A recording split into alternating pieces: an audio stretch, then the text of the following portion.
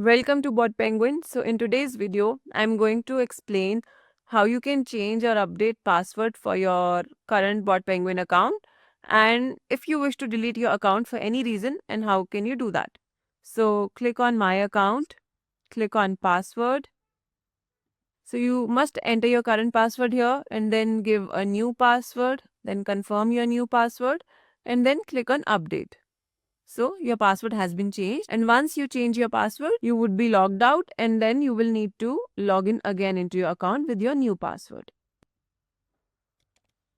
So I entered my new password, then clicked on login. So I'm back into my BotPenguin account.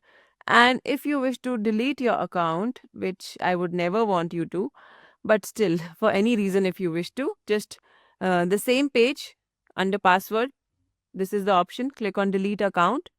Then you must rate your experience with BotPenguin and then select a reason for you leaving us.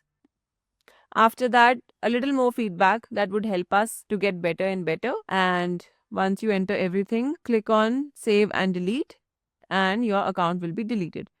And that's it for today's video.